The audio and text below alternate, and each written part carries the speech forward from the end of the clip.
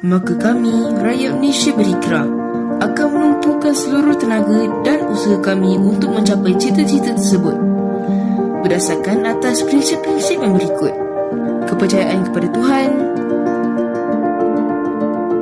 kesetiaan kepada raja dan negara, keluhuran perlembagaan, kedaulatan undang-undang, kesopanan dan kesusilaan.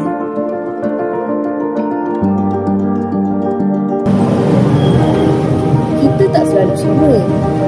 Budaya, bangsa, prospek dan cara kita fikir berbeza. Selagi berpaksikan untuk negara, itulah kekuatan kita. Selamat Hari Malaysia.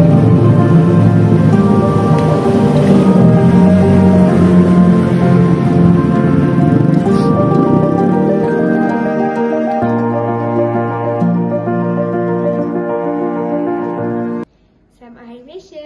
Mari kita rayakan hari yang bersejarah ini dengan penuh semangat. Hari ini adalah hari kita merayakan persatuan dan kemerdekaan negara tercinta. Luangkan waktu untuk merenungkan sejarah Malaysia, dari perjuangan meraih kemerdekaan hingga pembangunan yang kita menikmati hari ini. Kita bangga dengan negara yang majmuk di mana berbagai suku dan budaya hidup bersama. Tingkatkan semangat patriotisme dan cinta kepada tanah air. Jadikan Malaysia tempat yang lebih baik untuk kita semua. Selamat Hari Malaysia. Semoga Malaysia terus maju dan berjaya. Pada 16 September 1963, Persekutuan Malaysia dibentuk, menyatukan Tanah Melayu, Sabah, Sarawak dan Singapura. Hari ini, kita meraihkan kepelbagaian dan perpaduan yang telah menjadi kekuatan kita.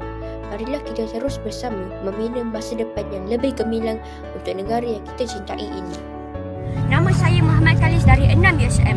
Selamat Hari Malaysia dari Perlis Indra Kayangan.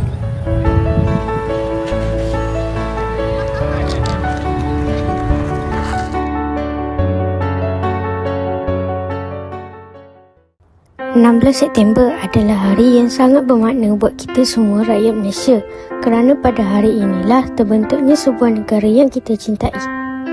Hari Malaysia mengingatkan kita bahawa walaupun kita datang daripada pelbagai negeri, bangsa dan budaya, kita tetap bersatu di bawah satu bendera. Marilah kita sama-sama menghargai keamanan, keharmonian dan perpaduan yang ada serta berusaha menjaga negara ini untuk generasi akan datang. Selamat Hari Malaysia!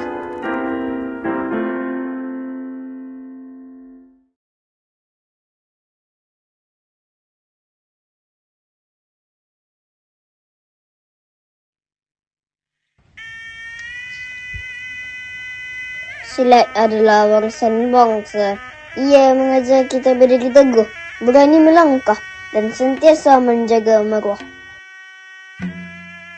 Dalam silat ada keberanian. Dalam silat ada disiplin. Dalam silat ada perpaduan yang menyatukan rakyat Malaysia.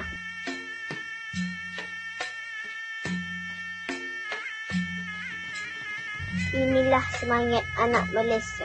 Berjuang bukan dengan senjata, tetapi dengan hati yang kuat, jiwa yang kekal dan cinta tanah air yang tak pernah padam.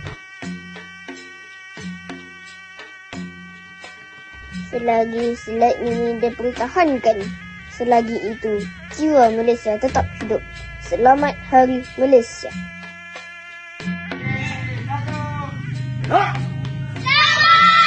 Hari Malaysia.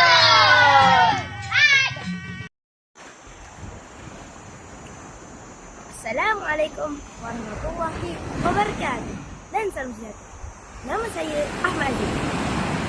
Setiap tahun pada 16 September, kita memperingati hari bersejarah apabila Sabah, Sarawak, Singapura dan Tanah Melayu bersatu membentuk sebuah negara bernama Malaysia.